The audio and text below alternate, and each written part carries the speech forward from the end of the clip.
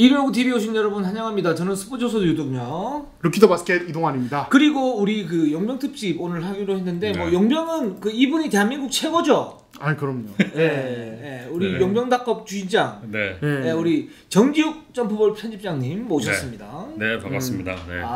우여곡절 끝에 나오게 됐네요. 그러니까 원래 지난해 나올 수 있었는데 또 제가 소속하고 있는 회사 사정상 맞아요. 나오질 못했어요. 근데. 그래서 제가 그때 스포츠 동아리 살짝 디스했었어요.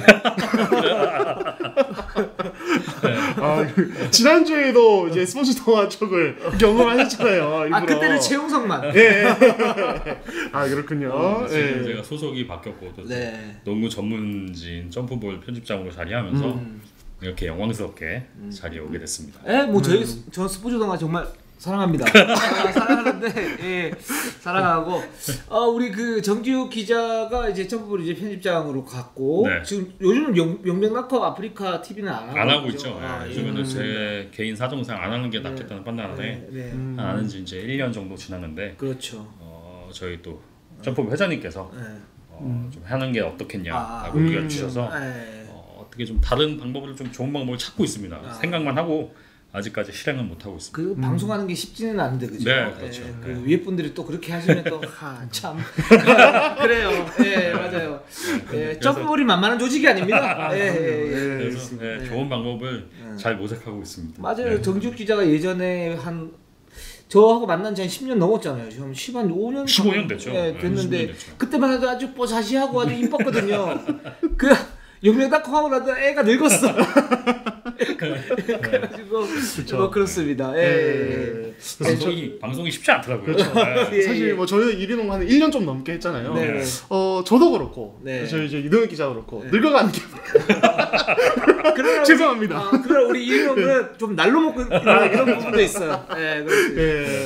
그래서 오늘도 한번 우리 귀한 손님 정지욱 기자 모시고 그 편의상 그냥 기자라고 할게요. 편해가지고 정지욱 기자 모시고 한번 해보도록 하겠습니다. 8월 둘째 주 KBL 로앤팩트 1부 순서 한번 진행을 해보도록 하겠습니다. 외국인 선수 특집으로 하고요. 그렇기 때문에 특별 게스트 우리 정지욱 기자 모셨고, 자 일단 댓글 우선 정책에서 댓글부터 소화를 하고 가보도록 할게요. 자 우리 설명 귀요미 출동. 루카오님이 라둘리차 영입기사 보자마자 이동현 기자님이 발랄하게 락쿠카라차 부르시는 상상인데 바로 보여주셨네요. 이렇게 한국 농구계의 육각수 되셨네요.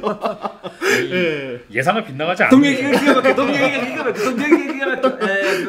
근데 라쿠카라차가 몰라요? 알죠? 알죠. 그렇죠. 같은 세대예요. 우리는 모르더라고. 그래요? 여기서 좀 맞아요. 라둘리차 라쿠카라차 아니에요? 음악책에 나오잖아요. 음악책에. 그럼요. 라둘리차 라쿠카라차. 라인 쩔어. 그럼요. 저는 동구박 과수원길밖에 몰라서 죄송합니다. 그렇습니다. 뭐 루카우님 감사드리고 그다음에 이종성님 글로벌 하진 않지만 NBA 우승팀 벅스티 이거 벅스티가 아닙니다. 그렇죠.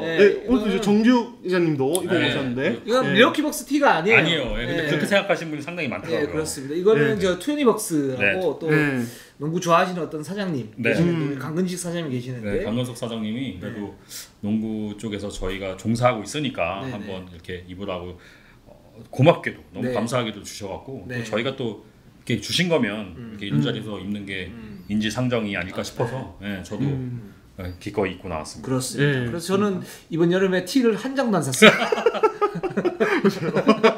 저도 돌려 입고 막 그랬거든요. 그렇습니다. 그래서 여름에 입기가 좋아요. 그럼요. 그리고 겨울에도 기대하겠습니다. 벤스원님이 예전 농구 월드컵이었나 테오도시치랑 라둘리차 있는 세르비아가 씹어먹던 거 기억나는데 그때 물론 우승은 미국이 했지만 이렇게 하시면서 언급해 주셨는데 저희가 또 오늘 이 정지욱 기자님과 함께 이렇게 또 라둘리차 얘기 또 제대로 해보지 않겠습니까? 뭐 최근 세르비아 하면 이제 가장 유명한 선수는 뭐 요키치. 그렇습니다. 요기지 요키치. 근데 예전에 이런 거 웃어주면 안 되는데. 라둘리차 테오도. 제가 너무 리액션이 너무 좋다. 제가 리액션을 너무 헐값을 드리고 있어요. 쉬운 남자예요. 그래서 벤스원님 그 옛날 기억이 나네요 진짜. 세르비아가 굉장히 유럽의 최강국 그렇죠 중에 하나였죠. 그렇습니다. 뭐 이번 도쿄올림픽 때는 뭐 슬로베니아도 있고 뭐 프랑스도 있지만 세르비아 지금도 굉장히 강합니다. 강합니다. 그렇습니다. 자, 우망님이 보장 선수 유무 기준이 보수 30인은 말 그대로 보수 기준으로 상위 30명을 줄 세우는 기준인가요? 라고 이렇게 말씀하셨는데요. 이게 뭐 기준 금액이 뭐 따로 정해져 있는 게 아니라 그렇죠. 매년 정말 그냥 상위 30명, 예, 이제 그러니까 줄 세워서 상위 30명이 그 상위 30명이 되는 거고 그렇죠. 이거에 대해서 이제 협상하면서 사실 선수나 구단이나 요 정도 라인이 올해는 30명 아니겠다 이렇게 파악을 하고 사실 협상에 들어가는 경우도 많죠. 예, 그래서 이제 가쿠더비로 전화를 얼마냐 물어보기도 하고 이 정도면 30위권이구나 계산하시는 분들도 있어요. 맞아요. 예, 그렇습니다. 자, 그렇게 해서 우리가 이제 그 댓글 우선 정책 댓글 소화를 했습니다. 정주 기자가 오니까 분위기가 아주 좋은데 너무 산만해 우리가. 나 자꾸 농담을 하고 싶어. 하세요. 좋습니다. 이동환 기자가 있을 때도 만만했는데 정주 기자 있으니까 더 만만해요. 오늘도 이제 날카로운 공격 한번 기대해 보겠습니다. 우리 정주 기자는 그런 타입이 아니에요. 그러면 손대범, 박지혁, 박세훈 이런 과라가 아니야. 그러면요? 우리 정주 기자는 굉장히 한없이 착한 후배. 네, 전혀 저한테 비판을 하지 않습니다. 그렇군요. 같이 우린 대화를 하지 그렇죠. 비판하지 않아요. 그렇죠. 그러면 그 목까지 제가 오늘 대신하겠습니다. 그러지 마세요. 그러지 마세요. 되나요? 그렇습니다. 그러면 SK로 일단 한번 가보도록 하겠습니다. 저희가 또 이제 저희의 자랑 나노 분석 있지 않습니까? 그렇습니다. 우리 정규 기자도 같이 이렇게 동참을 해주셨어요. 네, 그렇습니다. 저희가 이제 매년 이제 작년에도 외국 선수 딱 확정됐을 때 이거 했었고 사실 시즌 중간에도 약간 반성의 의미로 또 중간 결산 한번 했었거든요. 그렇죠. 이번에 또 각 팀의 1옵션 외국 선수들 이렇게 하나하나 이렇게 나눠 분석 저희 3명이서 한번 해보도록 하겠습니다. 네, 맞습니다. 그래서 저희 정규 기자들 이렇게 같이 이렇게 해주셨는데 자 일단 저부터 한번 볼게요. 저부터 보면 이제 자밀원이 저는 이제 그 좀 관대한 편입니다. 자밀원이 평점이 8.2점이고 1대 공격은 저는 9점, 2대 공격 9점 줬고요. 근데 멘탈에서 아직도 약간 좀 문제가 좀 있지 않나. 7점 이렇게 줘서 8.2점 됐고요. 자 이동환 기자는? 저는 이제 8.3점을 줬는데요.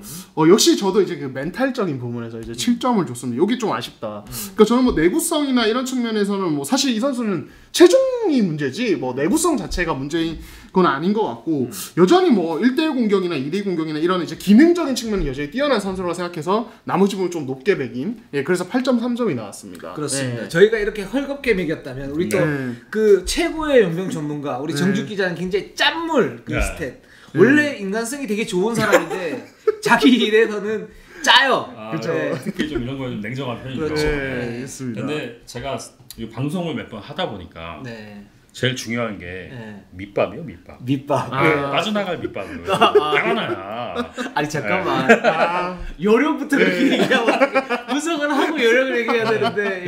그래서 제가 오랫동안 외국인 선수에 대한 포스팅도 하고 방송도 하다 보니 그렇죠. 뭐랄까 제가 제 생각 물론 누구보다도 제가 뭐 구단 관계자들 빼고는 누구보다도 외국인 선수 영상을 많이 보고 그래 왔다고 생각하지만 그렇죠. 동영상 편집도 맨날 해주시고 업로드 올려주시니까. 근데 제 생각이 다 맞진 않거든요. 왜냐하면 제가 그걸 다 맞췄으면은 기자만 하고 있지는 않겠죠. 그렇죠. 근데 그러다가 그래도 어쨌든 제가 이렇게 외국인 선수에 대한 분석을 하는 편에서는 그래도 국내 농구 팬들이나 국내 농구 관계자분들이 많이 그래도 전문성을 알아주시기 때문에 좀 더 객관성을 좀 높일 방법을 찾다가 철저하게 오늘 그래서 기록으로만 이 선수들이 평가. 왜냐면 뭐 두 분 다 어쨌든 개인이 선수 본 걸 갖고 평가를 하실 거잖아요. 그렇죠. 객관성에 우리가 주관성이 들어가 있죠. 그렇죠. 그래서 저는 오늘 이런 점수나 이런 평가를 철저하게 기록. 다만 기록이 약간 오류가 있을 수 있는 건 선수들이 다 뛴 리그가 달라요. 맞아요. 그래서 그리고 특히 다음에 할 2옵션 선수들 같은 경우에는 리그 수준이 좀 더 낮을 수도 있습니다. 그렇죠. 그래서 오히려 평점이 1옵션 선수보다 좀 더 높은 경우도 있을 거예요. 근데 어쨌든 그 리그에서 이 선수가 낸 기록 자체도 존중을 해야 된다는 생각에 어쨌든 기록으로만 이 점수를 좀 냈는데 근데 이게 좀 무서운 게 뭐냐면 정직 기자 이렇게 한 건 뭔가 칼을 갈고 왔다 이름을 무찔러 버리겠다 뭐 이런 내가 찔러버리겠어 이렇게 왔는데 이게 왜 굉장히 무섭냐면 사실 정직 기자가 어떤 그 배경이나 기록이나 이런 부분에 대해서는 뭐 가장 많이 할 거 아닙니까? 이제 그런 주관성이 당연히 들어갈 수 있겠죠. 근데 그런 부분들을 갖다가 그런 과정을 거쳐서 여과를 시킨 다음에 데이터로만 평가를 하겠다. 이렇게 칼을 뽑은 거거든요. 자 해보세요 이제. 자, 괜히 더 부담되네. 아니에요. 네. 일단은 뭐 사이즈 운동量이거는 뭐 제 주관적인 거니까 넘어가고 사이즈 7점, 운동량 8점 8점 줬어요. 네. 그리고 그래서 제가 그 시너지라는 프로그램을 봐서 평균 이하 점수를 받은 선수는 6점에서 5점을 매겼고요. 보통이 7점, 그리고 평균 이상이나 그리고 베리굿 정도 받는 선수를 8점, 그리고 엑설런트를 9점 줬는데 엑설런트 중에서도 그 리그에서 상위 10% 이내에 들어가는 능력을 가진 선수한테는 10점을 줬어요. 네. 그래서 자밀 워니 같은 경우는 슈팅 능력은 6이에요. 6. 왜 6이 나왔습니까? 효율성이 상당히 떨어집니다. 효율성 떨어진다. 네, 굉장히 많이 그래서도 기록을 보면서 이렇게까지 떨어졌었나 싶을 정도인데 어쨌든 기록적인 판단에서는 슈팅 능력은 6이다. 이렇게 할 수 있겠고요. 그렇죠. 슛에서 효율성이 굉장히 중요한 거니까요. 뭐 1옵션이라도 이제 그 1옵션 선수가 어떻게 이제 그 슈팅을 처리하느냐 이 부분이 굉장히 중요하지 않습니까? 그렇습니다. 그래서 그다음에 1대1 능력, 포스트업, 페이스업 이것도 다 분석이 됩니다. 그래서 보통입니다. 그냥 보통. 7점. 그렇죠. 네. 평균으로 나옵니다. 시너지 프로그램에 보면. 그리고 2대2 능력이 굉장히 자밀 워니가 괜찮다고 평가를 받고 있지만 기록상으로는 평균 이하입니다. 역시. 이것도 효율성 문제가 또 효율성 문제가 발생하죠. 그래서 이것도 6점 줬고요. 리바운드는 8점을 줬는데 여기서 제가 좀 더 가산점을 준 건 공격 리바운드에 의한 풋백 득점이 꽤 있었어요. 그 비중이. 그래서 8점을 줬고요. 림 프로텍팅은 의외로 8점.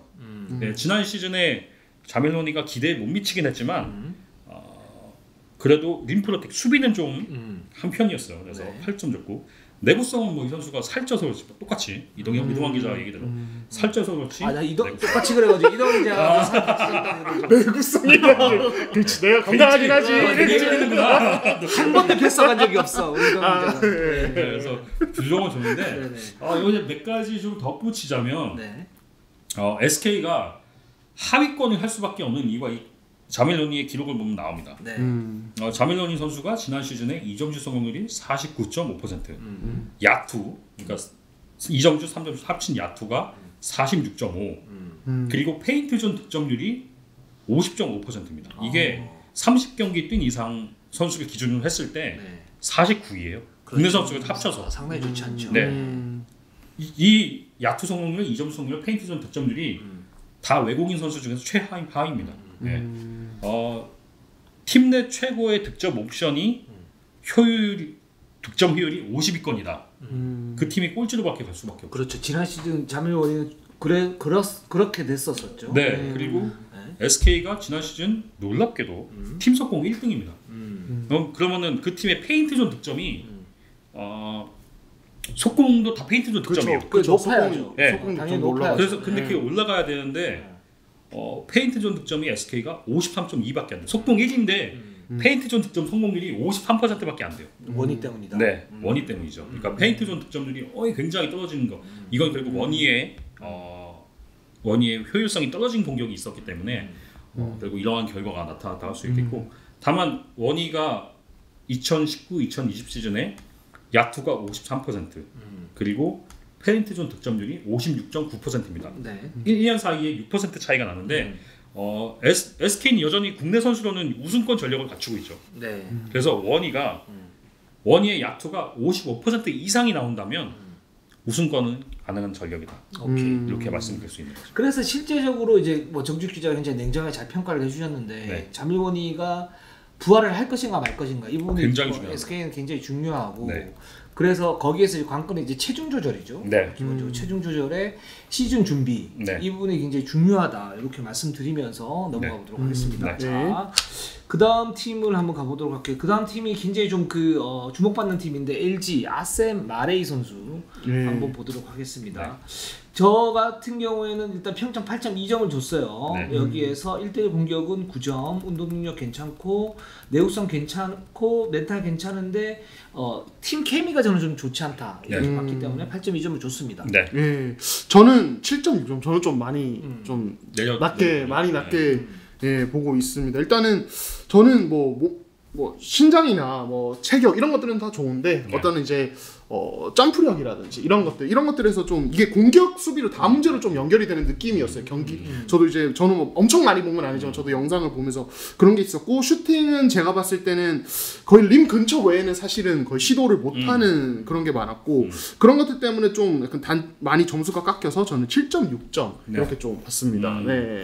자, 그 우리 정지혁 기자는 여기 보면 슈팅 능력 5점을 줬어요. 네. 5점. 나머지는 뭐 평균 혹은 평균 이상인데 네. 슈팅 능력 5점. 자, 그걸 한번 들어보죠. 네, 일단 슈팅 능력 5점은 쏘는 시도 자체가 측정이 되지 않을 만큼 낮았기 때문에 이거는 거의 이 선수의 공격 옵션이 아니다.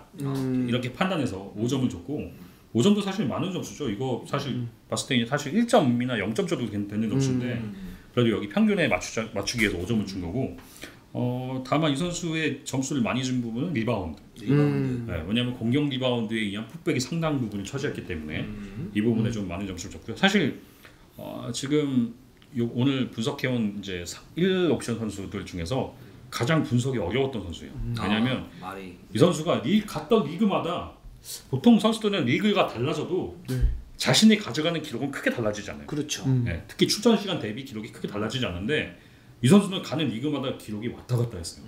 특히 지난 시즌에는 프랑스 리그에서는 2점슛 성공률이 67.4%까지 갔는데 같은 시즌임에도 터키로 갔을 때는 터키로 이제 이적해서 옮겼을 때는 54.7%, 무려 13% 차이가 났어요. 물론 프랑스에서 롤을 좀 더 받았습니다.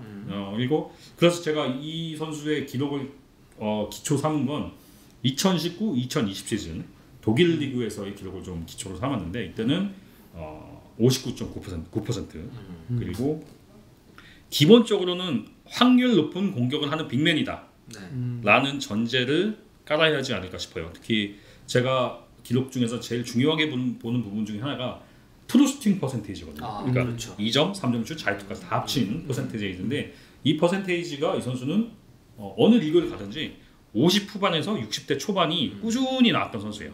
그래서 어느 정도 좀 안정적으로 득점을 할 수 있는 빅맨이다라는 거는 기록으로 분석이 될 수 있겠고요. 그 다음에는 극단적인 세트 오펜스 유형의 선수다. 맞아요. 네. 그래서 속공 시도가 27경기를 뛰는 동안 속공 시도가 10회 미만이에요. 네. 그리고 공격 루트도 철저하게 인사이드로 돼 있는데 이 선수의 공격 유형을 보면 포스트업이 1옵션, 2옵션이 픽앤롤, 3옵션이 공격 리바운드, 그 다음에 커트인, 트랜지션은 아예 없고 1대1 아이솔레이션도 아예 없고 그렇죠. 거의 포스트업에 집중이 돼 있고요. 공격 리바운드의 이 풋백이 전체 공격 비중의 16.3%를 차지합니다. 그리고 그 풋백에 의한 득점률이 75%인데 이거는 독일 리그 상위 3%. 보통 선수들이 리바운더들이 자기 리바운드에서 공격 리바운드, 수비 리바운드 비중이 한 8대2 정도 되고 진짜 많은 선수는 한 7대3 정도 되는데 이 선수는 거의 6대4 비중으로 공격 리바운드가 상당히 많은 선수예요. 그래서 정지욱 기자가 리바운드를 9점을 줬어요. 네. 그렇죠? 그래서 이 부분에서 이제 9점을 줬고, 다만 림 프로텍팅은 아주 빼어나다고 할 수는 없고요. 다만 라돌리차나 니콜슨보다는 좀 나은 수준을 기대할 수 있다. 그렇죠. 네, 이렇게 분석을 해봤습니다. 그러니까 이게 정지욱 기자가 굉장히 좀 예리하게 분석을 했는데, 근데 문제는 그 부분인 것 같아요. 그러니까 이 선수의 이제 특징을 보면 저는 그렇게 생각을 해요. 어떤 특징이냐면 뭐 잘 얘기해줬는데 포스트업은 좋은데 페이스업이 없어. 이 선수는. 그래서 뭐 외곽에서 이제 잡아서 치고 들어가는 거는 포스트업 말고는 없어요. 그리고 그 공격의 어떤 그 활동폭이 굉장히 좁아요. 그리고 활동력이 그렇게 좋은 편은 아니에요. 이 선수가. 근데 이제 패싱이나 어떤 센스는 굉장히 좋아요. 이런 이제 장단점을 가지고 있는데, 근데 과연 이게 LG의 공격 농구와의 어떤 컨셉, 그리고 이관희 이재도가 아마 2대1을 많이 하게 될 텐데 거기에서 이 선수가 맞을까? 전 이 부분에서 좀 의문이 있어요. 그쵸. 이 선수가. 그래서 LG의 공격 농구 컨셉과 이 선수가 약간 좀 충돌하는 부분이 분명히 있고 뭔가 깎아야 된다. 단 말씀하셨던 것처럼 공격 리바운드를 잡을 수 있기 때문에 LG가 뭐 외곽에 어떤 난사 경향이 있다 하더라도 거기에서 어떤 그 스펀지 역할은 좀 해줄 수 있겠다. 이런 생각을 했습니다.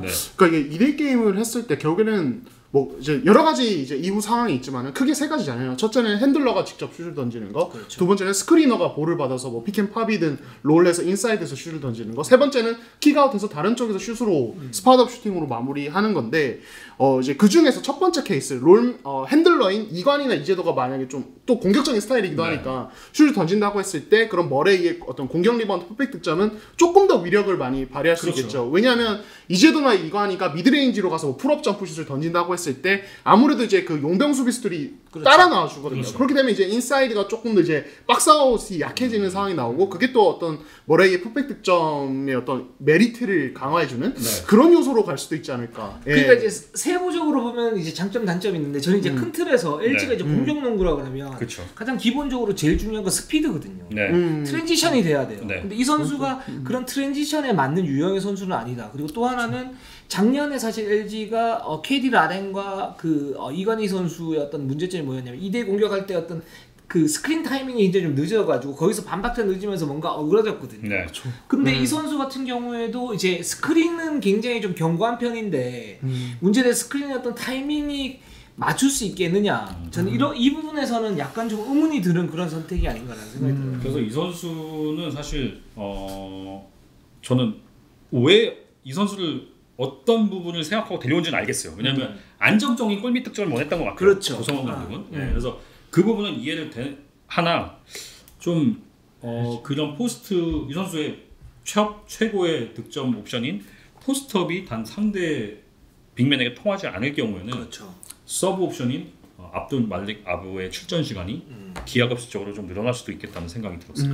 오케이, 알겠습니다. 자, 세 번째 팀으로 한번 가보도록 하겠습니다. 자, 마성의 라쿠카라차 한번 가보도록 하겠습니다. 자, 오리온의 1옵션 미로슬라브 라둘리차 선수입니다. 저는 8.4점을 줬어요. 뭐 꽤 저는 괜찮다라고 봤고 저는 뭐 8.4점인데 이제 표 보시면 다 이렇게 나올 거고 저는 굉장히 좀 특징적인 게 뭐냐면 이 선수가 오리온하고 상당히 좀 잘 맞을 수 있겠다.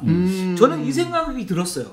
그 얘기는 이제 가면서 한번 해보도록 하겠습니다. 자, 이동환 기자. 저는 아마 지금 뭐 아직 이 옵션은 안 되겠지만 외국 선수 중에 최고점일 거예요. 저는 8.7점입니다. 그래서 이제 저는 일단 사이즈는 10점을 줬습니다. 그냥 트럭이 그냥 탱크. 몸집이 신장도 2m 13cm에 이제 몸 두께도 엄청 두껍고 운동력도 사실은 이제 발이 뭐 엄청 빠르고 민첩하다고 볼 수는 없는데 기본적으로 파워가 있는 상태에서 그 몸집의 운동 능력은 괜찮은 편이다. 열심히 뛰어요. 정말 부지런하게 달린다. 그래서 9점을 줬고 슈팅력도 저는 기본적으로 괜찮다고 봅니다. 이거는 조금 이따가 뭐 이제 말씀을 드릴 수 있을 것 같고 리바운드는 10점. 이것도 저는 이제 공격 리바운드도 왠지 좀 좋을 것 같아서 가산점을 줬고 멘탈적인 측면에서 제가 이제 강호준 감독님께 물어보니까 이런 얘기를 하더라고요. 이제 지난주에도 언급을 했던 것 같은데 어떤 각국의 문화에 관심이 많고 굉장히 인텔리전트한 선수다. 멘탈적으로 성숙해 있습니다. 뭐 이렇게 솔직히 뭐 이렇게 클럽 가거나 뭐 이런 거보다 낫잖아요. 솔직히. 그럼요. 이게 사실 구단을 되게 스트레스 받게 하거든요. 그렇죠. 아니 저는 강국재 감독이 사우나 데리고 갈까봐 진짜. 그래서 This is Korean culture. 코로나인 게 다행이네요. 사우나 못 진짜 가는 코로나. This is real body language. 이러면서. 상상만 해도 그렇습니다. 그래서 저는 멘탈 9점. 저도 시너지 되게 높게 나올 것 같아서 9점에서 8.7점까지 나왔습니다. 자, 우리 정juk 기자 한번. 일단은 뭐 점수 뭐 슈팅 능력은 7점. 슛이 있으나 효율성은 그렇게 높은 효율이 아니었다. 그래서 7점을 줬고요. 1대1 공격 8점, 2대2 8점. 리바운드는 역시 오펜스 리바운드에 대한 풋백이 괜찮기 때문에 9점. 림플렉 택팅이 7점, 평균 이하가 나와 있어요. 그리고 내구성은 그래도 꾸준히 큰 부상 없이 뛰어갔기 때문에 9점을 줬는데 이 선수는 일단 기록상 제가 이른바 말하면 이제 전성기를 내려오는 시점에 에이징 커브라고 하잖아요. 그렇죠. 근데 저는 개인적으로는 이 기록 선수들 여러 가지를 보면서 이 에이징 커브에서 가장 큰 그 흔적을 볼 수 있는 게 이건 역시 트루 슈팅 퍼센테이지, TS 퍼센테이지인데 이게 훅 떨어지는 선수들이 있어요. 맞아요. 기하급수로 갑자기 상승하는 선수는 프라임 타임, 그러니까 전성기로 가는 선수고 반면에 에이징 커브를 겪어서 떨어지는 선수는 이 TS부터 떨어지기 시작합니다. 기록상으로는 라돌리차는 지금 에이징 커브를 겪고 있습니다. 네. 4년째 기록이 지금 내려가고 있고요. 계속 그 4년 동안 어떤 추이가 어떻게 됩니까? 18, 19 시즌이 66.2. 그다음 19, 20 시즌이 64.6. 그다음에 지난 시즌에 60.6. 아, 좀 많이 떨어졌네. 많이 떨어졌어요. 근데 그럼에도 불구하고 60.6이면 괜찮은 그렇죠. 그전 확률이 너무 높았기 때문에 이 효율성이 굉장히 좋은 네. 선수예요. 네. 그 전에 17, 18 시즌 67까지 갔어요. 그렇죠. 그러니까 물론 처음이 워낙 높았기 때문에 지금 커브의 에이징 커브를 겪고 있음에도 기록상으로 겪고 있음에도 불구하고 60.6의 TS면은 아주 좋은 확률이다. 그리고 하프코트 득점률이 51.6%인데 이거는 CBA 상위 10% 안에 들어가는 아주 좋은 효율입니다. 그래서 그 굉장히 뭐랄까 이제 그 내실이 꽉 찬 선수이긴 하지만 네. 그 부분이 살짝 떨어지고 있다. 그렇죠. 그게 조금씩 이제 균열이 가고 있다고 할 수 있고요. 그 다음에 공격 옵션이 굉장히 다양해요. 선수는 포스트업, 스팟업, 커트인, 피켓롤, 트랜지션, 공격 리바운드, 풋백 이렇게 공격 옵션이 굉장히 다양하기 때문에 오리온이 굉장히 또 오리온이 또 괜찮은 선수들이 많이 포진해 있잖아요. 그렇죠. 그러니까 국내 선수들과 섞일 경우에 굉장히 다양한 플레이를 만들어낼 수 있을 것 같고요. 포스트업 비중이 상당히 큽니다. 23.5 전체 공격의 23.5%를 차지하고 있고 득점률이 49.7%인데 이거는 CBA 상위 25% 안에 들어가는 부분이고요. 이 선수의 가장 매력은 어시스트입니다. 어시스트. 그 패싱이 네. 장난이 아니에요. 네. 이 선수가 왜 영리한 선수인 건 알 수 있느냐면 제가 에이징 커브가 좀 오고 있다. 확률이 점점 낮아지고 있다 했는데 확률이 낮아지면서 어시스트가 늘어나고 있어요. 그렇죠. 그게 이제 어떻게 보면 이제 자기 효율이 좀 떨어지는 걸 아니까 경기를 읽고 이제 다른 쪽으로 네. 풀어나가는 좋은 찬스를 주는 거죠. 네. 2019-20 시즌에 이 선수의 어시스트 비중이 자신의 전체 공격 100% 중에 17.34%였어요.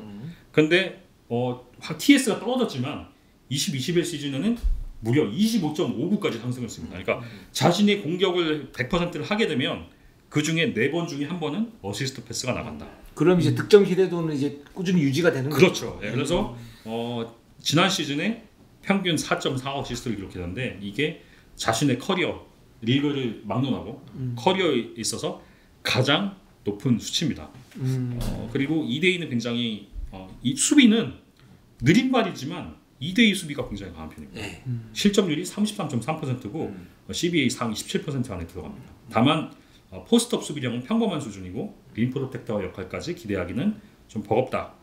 전 개인적으로 이 선수가 가스공사에 갔었으면 훨씬 더 활용도가 괜찮지 않았을까 싶어요. 그래서 이 선수는 결국 쓰기 나름일 것 같아요. 오리온에서 지난 시즌 사실 저는 오리온에서 키 큰 선수 제프 위디가 괜찮은 카드였다고 생각하거든요. 네, 저도. 네. 수비 롤을 다만 이 수비 롤인 선수한테 자꾸 공격 골밑 득점을 원하니까 그래서 저는 거기서 깨졌다고 생각하는데 이 선수에게 제프 위디와 같은 골밑 수비를 원한다고 하면 역시 이 선수 역시 그 위력을 다 보이지 못한 채 퇴출까지 고려할 만한 될 수 있어요. 왜냐면 좋은 림 프로텍터가 아니기 때문에. 다만 이 선수에게 좀 공격 롤을 주고 대신 국내 선수의 공격 분배를 좀 하고 그런 역할을 기대한다면 오리온의 공격력을 극대화시킬 수 있는 카드가 될 수 있을 것 같은데 그 역시도 저는 가스공사 쪽에 좀 갔으면 훨씬 더 좋지 않았을까 그런 생각이 듭니다. 그렇습니다.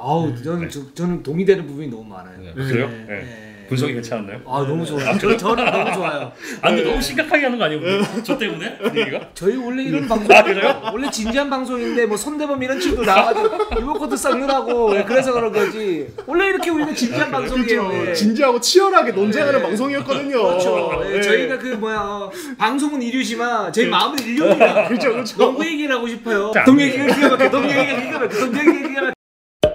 근데 저는 이 선수가 좀 양면성이 있는 것 같아요. 그러니까 말씀하신 수비적인 부분은 저도 이제 말씀하신 분 저도 어느 정도 동의가 되더라고요. 영상을 보니까 그러니까 위디 정도의 어떤 순수 높이가 안 나오기 때문에 이 선수에게 그런 걸 기대하기는 힘들어요. 다만 저는 공격적인 측면에서 봤을 때는 오히려 또 잘 맞을 수 있겠다는 생각도 들었어요. 왜냐하면 첫 번째로 일단 지난 시즌 오리온이 그 제프 윌이나 뭐 데빈 윌리엄슨 이런 빅맨 외국 선수들을 활용하는데 저는 문제가 가장 컸던 부분이 1대1을 너무 단조롭게 시키는 그렇죠. 부분이었다고 생각해요. 그냥 로우포스트에 그 전에 어떤 패턴도 없이, 그러니까 다른 옵션을 한번 보는 패턴도 없이 그냥 서서 주고, 서서 받고, 서서 공격하는 이게 굉장히 단조로웠고 사실은 오리온의 한 시즌 전체를 관통하는 문제였다고 생각을 합니다. 근데 이게 라둘리차는 오히려 그렇게 단조롭게 했을 때 그러니까 단조로운 농구에서 뭔가 좀 효과를 발휘할 수 있는 선수 같아요. 그러니까 다른 외국 선수에 비교했을 때 라둘리차는 그렇게 쓰기 좋은 선수다. 그러니까 오리온의 색깔이 달라지지 않는다면 그 문제가 여전하다면. 그리고 두 번째로 이거는 저도 이제 기록 보면서 좀 이제 그리고 영상 보면서 확인한 건데 이 선수가 2대1 할 때 그러니까 이제 2대2 하면 결국에는 스크린의 움직임 두 가지잖아요. 그러니까 크게 봤을 때 림으로 돌진하든가 아니면 픽앤팝, 미드레인지나 3점 라인 밖으로 나오는 건데 이 선수가 지난 시즌 기준으로 중국 리그에서 픽앤팝 비중이 60%예요. 2대2 게임 했을 때. 30%가 롤이고 뭐 10%가 슬라이드로 그냥 빠져나가는 거였더라고요. 그러니까 픽앤팝을 했는데 이 선수가 점퍼가 엄청 좋진 않아요. 근데 꽤 잘 넣습니다. 그러니까 이게 어떤 부분이 가능하냐면 이승현이랑 위치 스위치가 수시로 가능하다는 거죠. 그러니까 이 선수도 사실 엘보나 자이투라인 부분 쪽에 자리 잡고 픽앤팝 하는 경우가 많은데 사실 이승현도 그런 거 되게 잘하거든요. 그리고 라둘리차는 그렇게 이제 스크린 건 이후에 픽앤팝도 하지만은 그냥 등지고 그냥 밀고 들어가면서 그냥 자리 잡아버려요. 그러니까 이승현이랑 서로 계속 위치 바꿔가면서 그 역할을 하면서 하이로우도 되고 2대 게임에서 뭔가 계속 시너지가 나는 그림이 가능할 것 같아서 저희가 사실 지난 시즌에 외국 선수 처음에 위디 들어왔을 때 이대성, 이승현, 위디에게 뭔가 기대한 게 그거였는데 그게 전혀 안 나왔는데 라둘리차는 뭔가 위디랑 좀 그런 면에서 다르니까 가능하지 않을까 하는 기대감을 다시 한번 가져봅니다. 오리온 팬이에요? 예? 아 팬은 아닌데 우리가 사실 오리온에 대해서 그런 환상 판타지가 약간 있어요. 그렇죠. 아니 왜냐면 이승현 너무 세니까. 이승현 이대성이면 막 제대로만 사용을 하면 원투펀치 중에 뭐 그렇죠. 최고죠. 공수에서. 저도 비슷한데 일단 저는 그 축구 얘기 좀 해볼게요. 그러니까 이제 제프 위디는 축구로 치면 센터백이에요. 그렇죠. 수비형 미드필더도 아니야. 그냥 듬직하게 서가지고 거기서 림 프로텍팅하고 리바운드 잡고 주고 거기서 다시 이제 뭐 2대 공격을 하면은 보조적인 역할로 그냥 슛을 넣고 요런 이제 센터백. 근데 이 라둘리차는 공격형 미드필더예요. 자기가 공을 잡았을 때 뭔가 이제 창조를 할 수 있어요. 그래서 말씀하신 것처럼 예를 들어서 포스트업도 하고 공격 기술이 굉장히 다양한데 거기에서 패싱까지 좋아요. 그래서 그런 어떤 공격에서 어떤 창조력은 있는데 문제는 수비가 잘 안 돼. 근데 수비를 열심히 하려고 그래요. 근데 안 돼. 안 되는 게 어떤 부분이냐면 제가 봤을 때는 외곽으로 이제 해치백을 한 다음에 리커버리가 늦어요. 기본적으로 늦죠. 그래서 어쩔 수 없는 거잖아요. 그러니까 스위치를 만약에 했을 때 외곽에서 페이스업을 하는 그런 뭐 그 빅맨이 있다 그러면 뚫릴 가능성이 높아요. 그러면 그거는 전술적으로 좀 메워줘야 돼요. 그거를 라둘리차가 어떻게 극복이 안 되는 부분이에요. 그럼 이게 뭐 잘못됐다라는 게 아니고 이런 약점이 있어요. 이런 선수는. 그러니까 이제 공격에서 그런 어떤 창조성을 하고 수비에서는 그런 어떤 상황이 안 되게끔 조절을 해줘야 돼요. 근데 작년에 강훈주 감독이 문제가 뭐였냐면 위디에게 자꾸 공격형 미드필더를 하라고 그러는 거예요. 근데 공격형 미드필더를 못해요. 위디는 못하죠. 그래서 이번에는 아까 정주 기자 얘기했던 것처럼 이 라둘리차는 공격형 미드필더로서 수비 어떤 약점을 메울 수 있는 뭔가 박스를 다른 걸 해놔야죠. 해놔야 한다. 해놔야죠. 근데 만약에 수비까지 하라라고 그러면 여기 무너질 수 있다. 이 얘기를 하는 거고 저는 완전 적극 동의를 하고 저는 좋은 게 뭐냐면 이 공격에서 이 선수가 그 그래비티가 있고 또 잡으면서 어떤 창조적인 어떤 패싱이나 자신의 공격 루트를 할 수가 있고 BQ가 되게 좋은 선수이기 때문에 베테랑이고 경기의 흐름을 읽을 줄 안다. 그래서 저는 약간 설린저 같은 느낌이 있었어요. 이 선수가. 약간 비슷하긴 하죠. 비슷하죠. 석점이 그렇게 좋지 않은 설린저 같은 느낌이 있었는데 거기에 이승현하고의 어떤 하이로 게임을 했을 때 수많은 옵션들이 나올 수 있잖아요. 여기에 이대성의 어떤 스피드나 어떤 그런 이제 공수 밸런스를 감안한다면 이 라둘리차가 이대성을 컨트롤을 하면서 컨트롤 타워 역할을 할 수 있겠다. 그러면 오리온의 공격은 굉장히 무서워지는 거예요. 이제 그런 부분을 좀 기대를 하고 있어요. 그래서 오리온이 나름 잘 뽑았고 그래서 저는 이제 시너지를 10점을 줬어요. 그렇습니다. 그래서 이 선수는 그런 장단점이 있고 그런 부분에 있어서 우리 세 명이 같이 이렇게 잘 얘기해 줬는데 이렇게 하고 넘어가면 될 것 같아요. 상당히 방송 퀄리티가 최근 들어 제일 좋은 거 아니에요? 그렇죠. 농구 전문적으로는 그렇죠. 맞아요. 손대범 왔을 때 그러지 않았어. 이게 다 게스트에 따라 결정이 대범형하고 진우형 나 반성해야겠어. 자 그러면 자 KCC로 한번 가보게도. KCC. 네. KCC는 1옵션이 이제 라그나 선수입니다. 네. 물론 뭐 강력한 그 뭐 옵션 한 명을 또 이제 구한다고 그러는데 뭐 타일러 데이비스 같은 선수. 근데 그 선수는 뭐 아직 결정이 되지 않았고요. 네. 그래서 라그나 선수를 가지고 평가를 갖다 해보도록 하겠습니다. 뭐 라그나 선수 저는 거의 굉장히 높게 줬어요. 8.6점 줬고 뭐 내구성 좋고요. 뭐 팀 케미 괜찮고 슈팅 능력 좋고 운동력 좋고. 그래서 뭐 받을 점수를 받았다. 그리고 올 시즌 잘할 텐데 단 한 가지 걱정은 이제 멘탈. 저는 이 부분이 가장 큰 문제고 이게 경기력에 영향을 좀 미칠 수 있겠다. 뭐 좀 더 자세히 얘기하면 이제 작년에 사실은 이제 라그나 선수는 FA 로이드가 있었었죠. 계약 마지막 해였으니까. 재계약 로이드가 있었는데 이제 그 부분에서 좀 벗어났기 때문에 이 부분에서 여기에서 이제 경기력이 어떻게 영향을 미치느냐. 저는 이 부분이 좀 관건이라고 보고 있습니다. 그러니까 이게 어쩔 수 없거든요. 계약 마지막 해와 새 계약의 첫 해는 이거 마인드가 너무 다를 수밖에 없고 사실은 그래서 지난 시즌 라거나 선수 정말 좋았는데 이 모습과 관련해서 타구단 관계자들 사이에서도 이거 계약 마지막 해라서 저럴 수 있는 거 아니냐라는 이야기가 실제로 돌기도 했었어요. 그러니까 그 정도로 이제 이거는 진짜 좀 지켜볼 만한 요소가 아닌가 진짜로 그런 생각이 들고 그래서 저는 약간 그 부분이 저도 걱정이 돼서 멘탈을 막 지난 시즌 많이 좋아진 것 같은데 9점 10점은 못 주겠더라고요. 그랬었고 그리고 저도 전체적으로 지난해 이맘때 평가했던 것도 높이 올라갔습니다. 그러니까 확실히 뭐 높이가 아무리 좋은 선수가 도 이 선수의 어떤 장점은 어느 정도 그대로 유지되는구나. 특히 이제 이 리바운드 쪽에서 제가 9점 준 것도 이제 저는 뭐 이제 공격 리바운드의 퍼펙트 점, 이 선수의 부지런함, 파워를 앞세운 어떤 공간 장악 능력 이런 것들이 되게 좀 좋다고 봤었고 시너지야 뭐 확인이 됐죠. 그리고 KCC는 오늘 시즌도 달리는 농구를 할 거고 이거에 라거나만큼 잘 맞는 선수가 또 있을까 싶어요. 그래서 저는 라거나 전체적으로 올려서 8.4점 줬습니다. 자, 정죽 기자 한번 보도록 하겠습니다. 네, 일단은 KBL에서의 경력이 곧 이 선수의 분석이라고 할 수 있겠는데 라거나의 존재 자체가 플레이오프 출전이라는 기본 전제를 깔고 간다는 거. 그렇죠. 네, 지금까지 라거나 선수가 뛰면서 플레이오프를 못 간 시즌 단 한 시즌. 삼성은 라거나 갖고도 플레이오프를 못 갔었어요.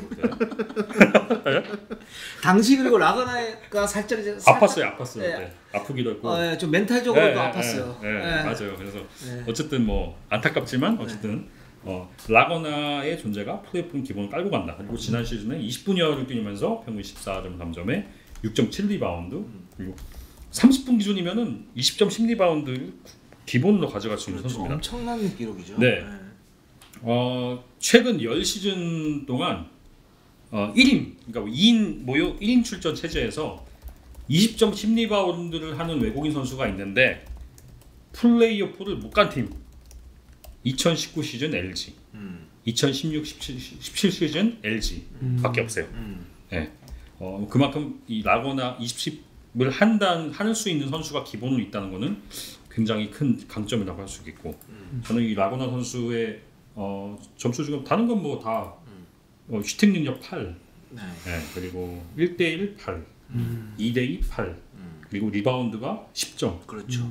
그리고 림 프로텍팅은 8점 이렇게 줬는데 내구성 10점이시고 운동 능력 10점. 운동 능력 10점.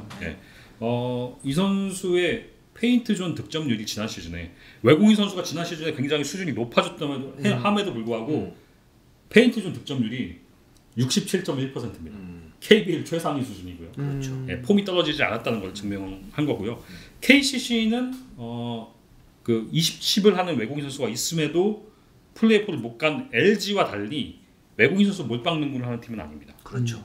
그렇기 때문에 KCC를 다시 한번 플레이오프 내진 우승권으로 이끄는 데는 큰 문제가 없을 것이다.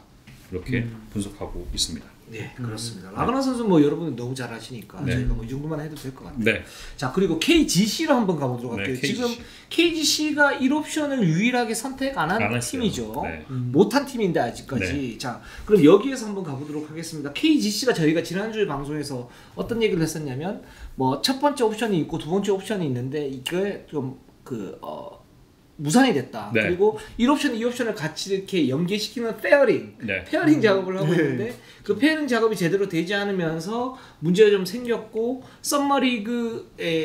리그에 이제 출전하는 선수 중에 후보군들이 있는데 거기에서 좀 짝을 맞춰가지고 지금 고민 좀 하고 있다. 지금 이렇게 나와 있는데 자 여기에서 그럼 업데이트된 소식 뭐가 있습니까? 네, 일단은 갑자기 근접을 했다 이런 건 아니지만 아직까지는 그 KGC가 좀 물망에 올려놓은 선수들의 답변을 기다리고 있는 상황인데 하나 말씀드릴 수 있는 건 경력상으로는 제가 물론 기사를 그 전에 아이반 레이비 거의 다 됐다 그래서 제가 기사를 쓰긴 했는데 그거에 대해서는 혼란을 드린 거 죄송하게 생각합니다. 아니 그때는 거의 다 됐었는데 거기에서 뭔가 이제 또 어그러진 면이 있었었죠. 근데 지금 말씀드릴 수 있는 건 KGC가 좀 이 선수의 답변을 기다리는 선수들이 아이반 넷보다는 경력상 훨씬 더 괜찮은 선수들이다. 그럼 좋은 선수가 온다는 얘기죠. 네. 일단 이 선수들이 그대로 성사가 된다면 더 굉장히 좋은 선수가 있는데 올 시즌에 이 외국인 선수 영입의 트렌드 중에 하나는 1, 2옵션을 패키지를 묶는 거예요. 그러니까 한 에이전트에게 두 선수를 패키지를 묶어서 좀 더 낮은 가격으로 데려오는 것이 하나의 추세가 되고 있는데 지금 약간 그런 부분에서 작업이 이루어지고 있고 다만 KGC가 가장 원하는 선수 쪽은 그렇게 되지 않는 편이라 그 부분에 좀 조율을 하고 있는데 이거는 한 8월 중순이 넘어가면 좀 정해지지 않을까. 제가 한 내일 모레쯤에 김승희 감독과 한번 만날 예정인데 그때도 한번 얘기를 좀 들어볼 어떻게 진행되고 있는지 얘기를 좀 들어볼 생각입니다. 그렇습니다. 그래서 지금 KGC가 지금 1, 2옵션을 선택을 하고 이제 데리고 와야 되는 그런 시기가 됐는데 아직까지 지금 진척 사항이 그렇게 크진 않다.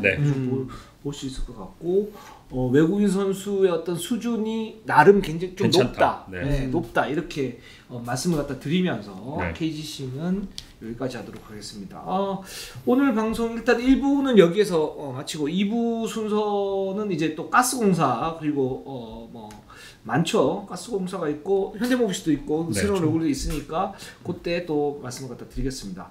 저희는 항상 최선을 다하겠습니다. 자 네이버 유튜브 구독 좋아요 같이 흔들어야 돼. 알람 감사합니다.